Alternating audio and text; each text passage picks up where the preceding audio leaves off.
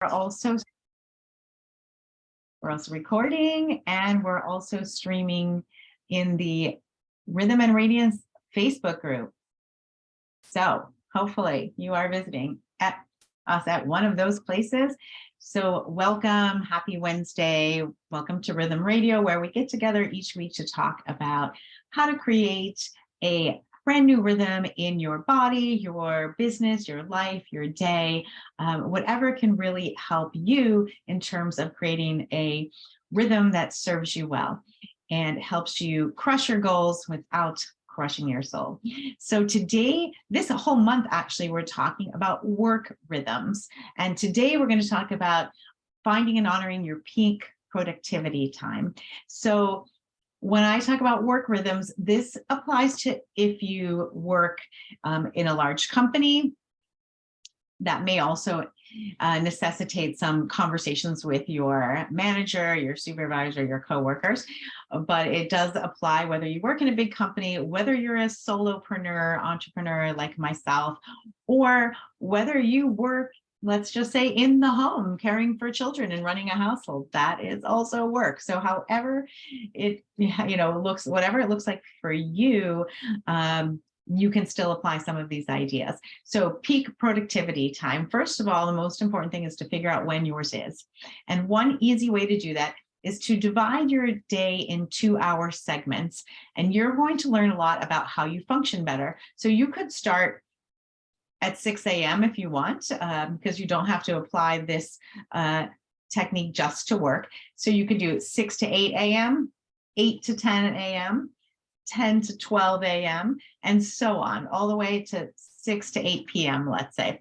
So 2-hour segments through your day. You can make a little grid, you can put it in your notes, you can make a little Excel spreadsheet, whatever.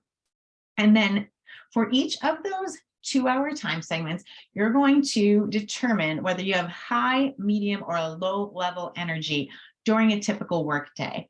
So for example, for me, 6 to 8 a.m., I have medium level energy. 8 to 10 a.m., I have high energy physically, mentally, emotionally. 4 to 6 p.m., not my time. I have very low energy. I know people who really thrive and come alive at like the 4 to 6 time period, or even later. Like the 8 o'clock time period is not, at night is not the time for me to work on important things, whether it's personal or business. So step one is to really determine what is your energy level for those different 2-hour segments. And once you know that, there are a few tips that I'm going to share. One is respect it.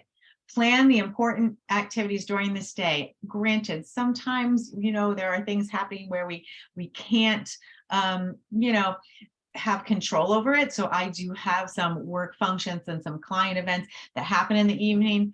Not my best time, but you have to kind of go with the flow and be a little flexible as well, but respect it. So when I am planning important activities, I am planning work, I want to make sure I am doing that work at that peak productivity time. So for example, tomorrow I have a project for a client and I am planning to block out that 8 to 10 a.m. time frame because I know I will be most productive in that place. So the second thing after you respect it is protect it. Block off your calendar during those times. So for this example I'm sharing about tomorrow to work on this client project from 8 to 10, I want to make sure I block my calendar, my link. I have an Acuity schedule link that clients can schedule with me and other people can grab it off my website for meetings, etc. Get acquainted calls, all that kind of stuff. But I want to make sure I block that off so that nothing else gets in there. Nothing else sneaks in. When I don't do that, and I'm thinking I might work on something, and then I all of a sudden see a notification that someone slid into my calendar and I didn't even realize it, that's not good. So when you do that, you can help minimize interruptions. And you can, in fact, do this in a lot of larger companies too. You can talk to your manager, say, listen, this segment I'm going to put aside for that project that we talked about, that's a priority. You can do that. And then always offer an alternative. If they want to meet with you, you can say, oh, can we actually do that meeting in the afternoon, let's say 2 o'clock, when I'm not necessarily, at my peak. The third thing is you want to schedule the 3 things, your 3 most important tasks.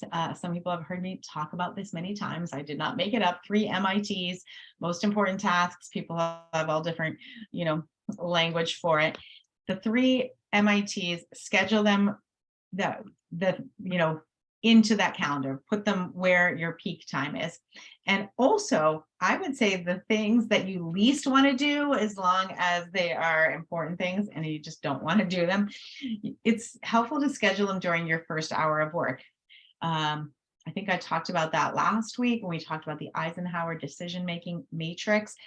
Get those, eat that frog first, get them off your plate. So then it really frees up your energy psychologically for the rest of the day. Schedule the most creative and important work during your personal best time of the day. So I touched on that a little bit earlier. For most people, that's either 9 to 11 a.m. or 2 to 4 p.m. So I'm kind of in sync there by choosing 8 to 10 in my framework, because I actually get up very early.